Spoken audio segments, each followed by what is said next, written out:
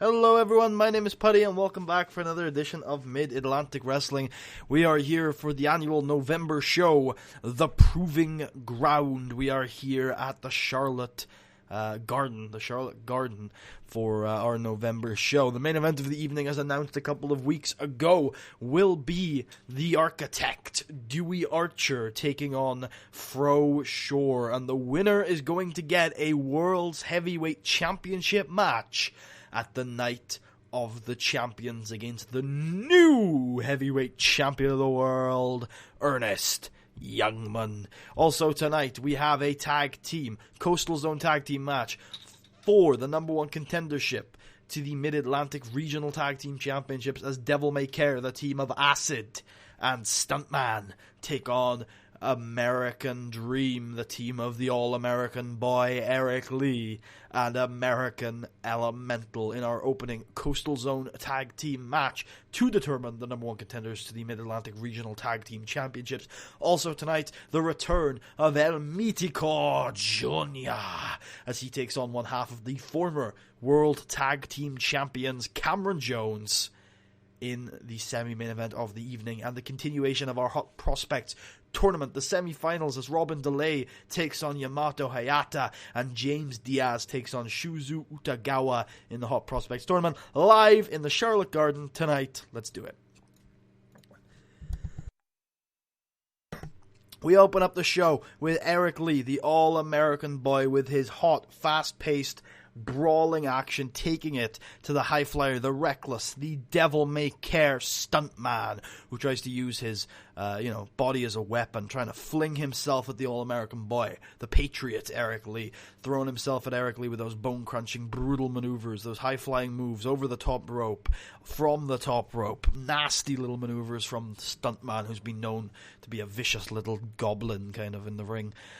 That's a weird way of putting it, as he takes on Eric Lee, who's had a weird Mid-Atlantic career, but tonight he continues to prove that, in a one-on-one match, he's still a powerful big dude. He can use his power, he can use his strength to one-on-one beat a guy if he needs to, and he picks up the victory for his team, American Dream, 1-0 in the series as we move on to the second match of the series. And in this matchup, we have American Elemental and Acid. They're just throwing...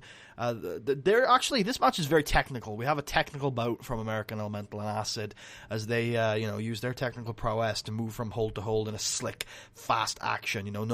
Neither of the men being able to keep the other one down for long. Good escapist grappling from the two masked men as they go, again, from hold to hold, neither men being able to have an advantage. A very nice, slick 17-minute match as American Elemental trying to work down the leg of Acid, because he knows any second now Acid might be able to pick up the pace. Acid might change from that fast, quick-paced technical wrestling to a faster, more Devil May Care, high-flying attitude. And so American Elemental wants to prevent that. He wants to slow down Acid. And so he works on that leg. He tries to ground down Acid's leg, and Acid tries to do the same to American Elemental. Neither man are really able to fly, and they're just grinding to a finish. And eventually it looks like American Elemental has got the advantage. Last couple minutes of the match, 5 minutes or so, American Elemental looks like he's on the brink of a big victory to go 2-0 in the series, and Shinigami interferes, causing Acid 2 to pick up the victory with an Acid Rain Bomb, which sends us into a tiebreaker, the tag team match for the number one contendership to the Mid-Atlantic Regional Tag Team Championships. And American Dream are defeated by the former champs Devil May Care when Stuntman defeats American Elemental with a jump the shark. Because remember, American Dream were 1-0 in the series, and American Elemental was this close to going 2-0 and finishing the series off. Shinigami interfered, sent it to the tiebreaker. All credit to Devil May Care. All credit to Devil May Care. They won the tiebreaker. They earned the number one contendership, but the tiebreaker should never have happened. It should have been 2-0 victory for American Dream, but Shinigami interfered, the third member of Devil May Care. He interfered on their behalf. He interfered against American Elemental, and he sent it to the tiebreaker, where, in all credit to them, Devil May Care were able to pick up the victory. Uh-oh, that's a nasty injury. Good luck, stuntman. Oh, no. So after the match, Shinigami is not done with American Elemental. Everyone's tired. Everyone's worn out. Nobody can really do anything about it. And out he comes with a steel chair, and he just brutally attacks American Elemental. You know, these two, they've had some heat in the past in some tag team matches, but not really enough to come out here like Shinigami does and just brutalize American Elemental.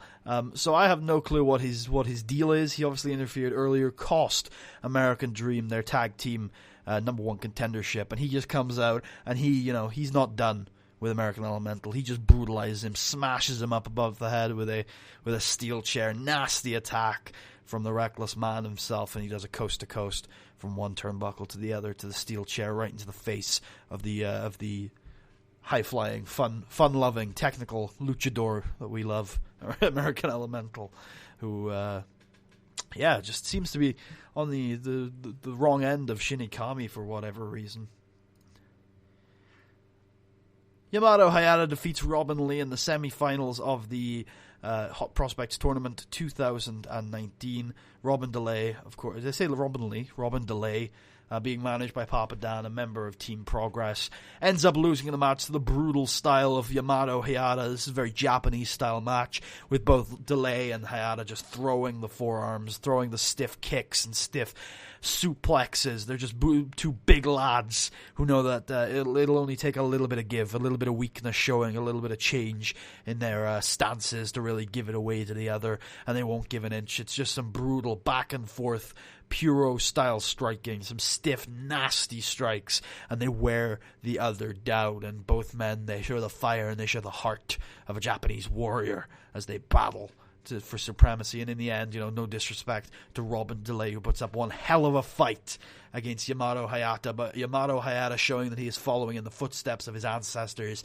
with that fire and that passion, and he does pick up the victory and progresses on to the finals of the Hot Prospects Tournament, where he will be joined by James Diaz, the return of the monster. Similar match where these two just throw in strikes, lefts and rights and lefts. Shuzo Udagawa showing that passion and that fire with those stiff suplexes and big kicks. But in the end, the return of the monster, James Diaz, bursts out of the corner with a huge lariat and a big drop kick, puts together a massive sequence, and then finishes it off with that Asian thumb spike. Nasty, brutal match here as James Diaz progresses to the finals of the 2019 Hot Prospects Tournament, where he will face Yamato Hayata. The return of El Mitico Jr. as he defeats Cameron Jones in 15 minutes and 6 seconds by pinfall with that Northern Lights suplex. Cameron Jones trying to get that momentum going. We've seen that when he is a wrecking ball, when he is a bull in a china shop, he can just pull off, he can beat anyone. He is an unstoppable force, and tonight El Mitico Jr. uses that exquisite technical wrestling, that fantastic grappling to wear down Cameron Jones, to get him on that mat, to work him down, to stop that bull from running. He grabs onto those horns and he rides for as long as he can, and that's exactly what he does. He grinds down Cameron Jones. He stops that momentum and he makes it an El Mitico Jr. match. And El Mitico keeps control all the time, slowing Cameron Jones down and grinding him out. Making sure that Cameron Jones can't get a sequence together, can't get that momentum together, because if he does, he's unstoppable. El Mitico Jr. stops Cameron Jones and picks up the victory with his patented Northern Lights suplex as we move in to our main event of the evening. Dewie Archer, the man formerly known as the Architect. He's been shown in the past to possibly have Ernest Youngman's number. Wants to take on Ernest Youngman for the World Heavyweight Championship at next month's Night of the Champions. But the other guy, Fro Sure, we learned a lot about Fro Sure last month. We learned that, he's in wrestling just to provide for his kids and provide for his wife, and the amount of money he gets from Coastal Zone, the amount of money he gets from MEW right now, it's just not enough. He's barely keeping his head above water. He wants to move up in the world. He needs something to make him a hot prospect in professional wrestling, and if there's anything that can do it, it's the World Heavyweight Championship. So who picks up the victory in our number one contenders match in our main event of the evening in a 64C? Dewie Archer defeats Fro Sure by submission, with a proton lock. So Fro bringing that fire, bringing that passion, those big fists, some rights and some lefts, trying to keep up the momentum. Dewie Archer does a lot like El Mitico did in the previous match, just trying to slow Fro down, trying to halt that momentum. We get about 12 minutes into the match. Dewie Archer is comfortably grappling Fro, going from hold to hold, working down that left arm, making sure he's working one of Fro's arms, making sure he can't throw as many of those brutal haymakers that Fro Sure is known for. And eventually Fro does start to get some momentum going. He gets a right, gets a second right, bounced off the ropes, hits a clothesline, big drop kick, hypes up, ready for the sure thing. And Dewie Archer is about to go for a low blow. He's about to slow Fro down with a nice cheating maneuver, and he thinks for a second, and he doesn't do it. And he just rolls Fro up instead and goes for a half crab. Now, interesting, Dewie Archer in the past has been known to never really hesitate when it comes to cheating in a match, but for some reason against Fro Sure tonight, he chose not to. He chose not to cheat, and there's something to be said for that. And you don't know what the reason is, of course, but Fro was very open to us last month, talking about his motivations for professional wrestling. And Dewie Archer, as much as he's not the nicest guy in the locker room, you gotta believe that nobody wants to cheat to take away, take away a victory from a guy who's just wanting to put food on the table for his family. Dewie Archer wants the victory tonight, but he's not going to cheat Fro out of a potential opportunity to provide for his family. And again, I'm just putting words into Dewey's mouth here. You don't know. He could have done it for any number of reasons, but some good sportsmanship there from the Architect. And after the match, he heads to the new area and he says, "Ernest Youngman, I beat ya. A year and a month ago today, I beat ya. In the grandest stage of them all, I proved to the world that I have your number, and I wanted to put out my heartfelt congratulations on your victory last month. You won the world title. You proved that you were the best. You are. You are the best, Ernest. To be the best, you got to beat the best, and that's what I'm going to do next month. I got an opportunity, and you are a fantastic technical wrestler, Ernest Youngman, but I'm better. I'm the greatest technical wrestler of all time. I was taught by Sam Keith, and I took everything he gave me, and I improved. I innovated. Because that's who I am. I am the architect of a new era of technical wrestling, and that era will be headlined by the local celebrity, the A-lister, the man that all of these people pay to see, the Architect, Dewie Archer. And I will take my drawing prowess, I will take my top billing across the world and across the territories, and I will help all of those little territories, like the one down in Puerto Rico, like the one over in California. I hear they're not doing so well. I'll show up and I'll make sure they get those big houses like MAW, because I am the draw. I'm the thing everyone pays to see. And you know what? I could use a trip abroad. And ladies and gentlemen, that is the show. A quieter show than usual, I will admit. But I thought it was still good. I hope you enjoyed the main event. If you did enjoy the show, please remember to leave a thumbs up. Check out the rest of the series. Subscribe if you haven't already. If you're feeling especially generous and particularly like this episode, the link to my Patreon is in the description. And if you want to hear me ramble or generally talk about the series, link to my Twitter is also in the description. Join us next time for the Night of the Champions. Dewie Archer is going to be taking on Ernest Youngman. It is a rivalry that has defined MAW over the last 2 years, and now it gets to be played out at the Night of the Champions for the grandest prize in sports entertainment, the heavyweight championship of the world. The one title, as it was said by Greg Gage many years ago, the one title in the wrestling world that makes you number one.